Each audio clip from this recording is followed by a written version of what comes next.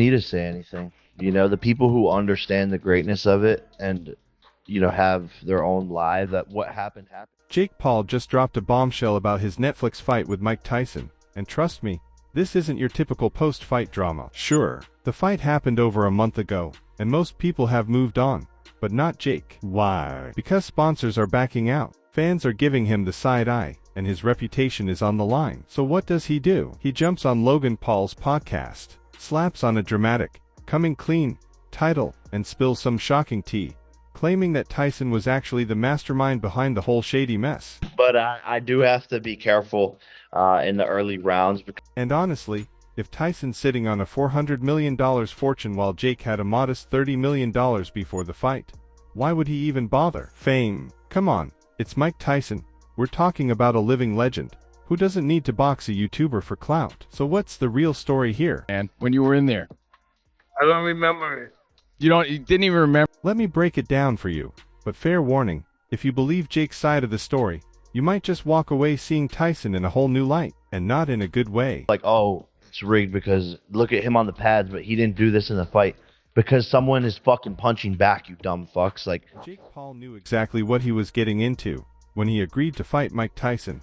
As he revealed on Logan's podcast, he straight up admitted he had no illusions. He knew people would hate on him no matter the outcome. And honestly, he embraced it like a pro. This fight was never just about winning or losing. It was about the sheer spectacle of a YouTuber stepping into the ring with a boxing legend. my power. That is true. And my jab and my speed and my ability and my footwork to get out of the way of those punches. So then all of a sudden he's throwing at literally air. Jake practically auditioned for the role of the bad guy, nailed it, and then squeezed every drop out of it. Hate. That's just fuel for clicks, and clicks mean cash. If controversy were a sport, the Paul brothers would be Olympic gold medalists. But then Logan hit him with the big question.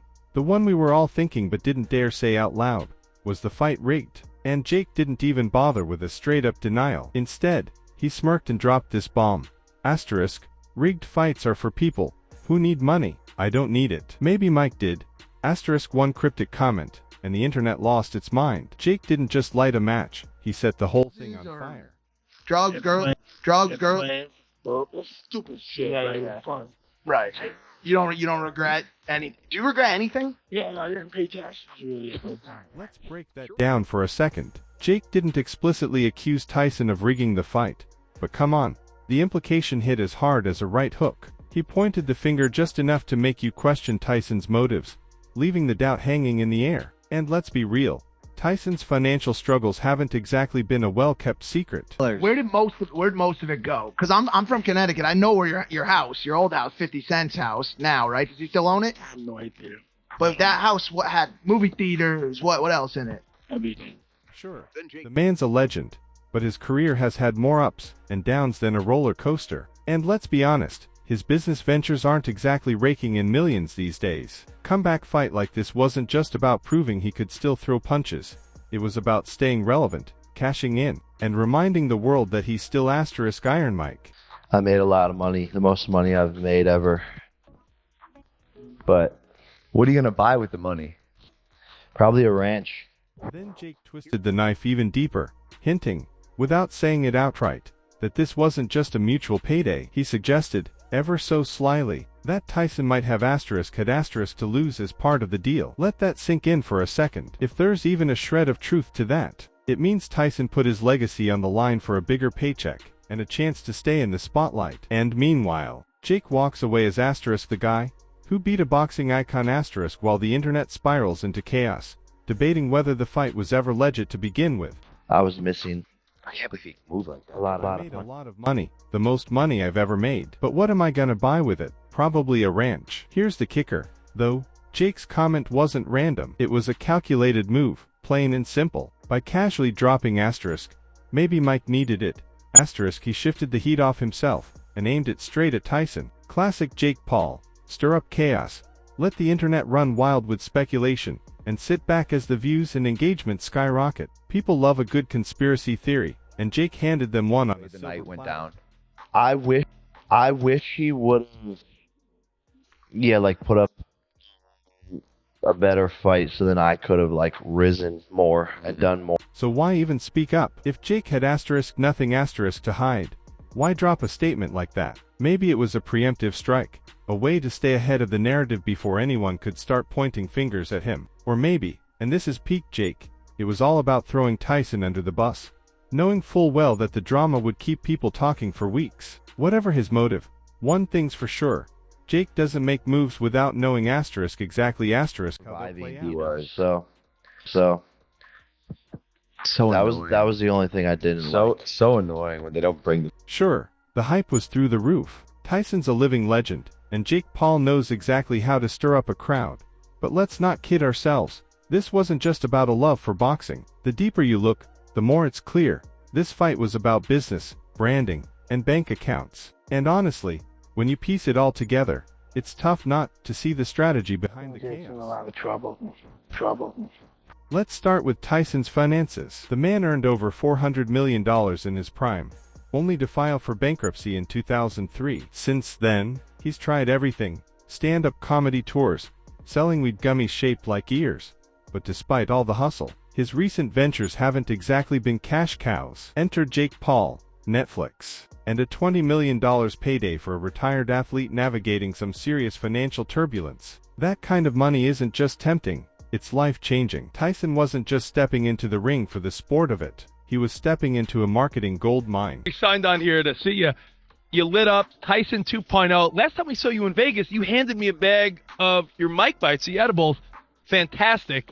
I loved them. But here's where it gets even juicier. Netflix. This fight wasn't just about Tyson making a quick buck. It was about putting himself back in the spotlight. Think about it. His name alone guaranteed global attention. And the fight wasn't just a match. It was a stage.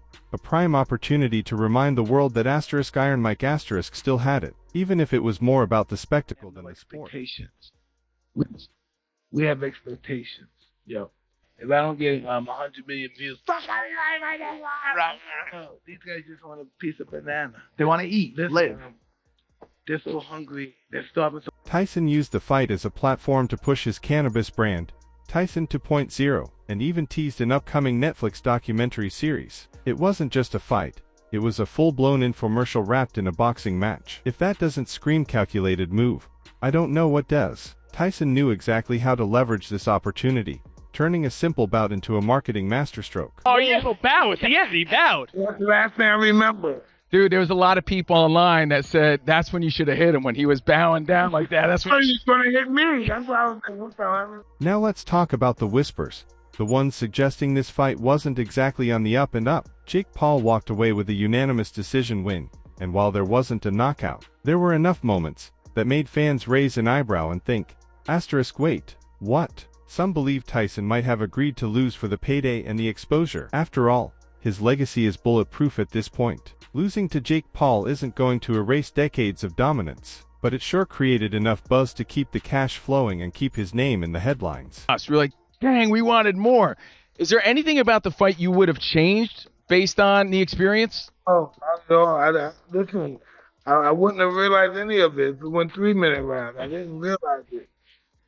And then there's Netflix. This wasn't just another boxing event. It was a spectacle built for streaming. Netflix reportedly attached performance bonuses based on viewership and engagement, high stakes for everyone involved. Tyson's name guaranteed viewers, and Jake Paul's internet-breaking antics ensured the fight would go viral, giving Netflix the spotlight it craved. It was a gamble that paid off for both Tyson and Jake, delivering a massive payday and a chance to dominate headlines. As for the fans, well, let's just say they might have been the only ones left questioning whether it was all legit. It was a real fight.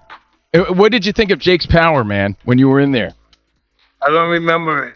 You didn't even remember it. I heard Things take a turn after the fight. Tyson appeared on Fox Sports Radio, and his comments were, to say the least, puzzling. When asked about key moments in the fight, he claimed he kind of blanked out. Blank out in a fight you were paid millions to headline. It gets even stranger when asked about holding back punches. Tyson didn't deny it. He just dodged the question completely, offering vague, almost dismissive answers. And when pressed about whether he'd watched the footage back, he flat out said, no, I have not.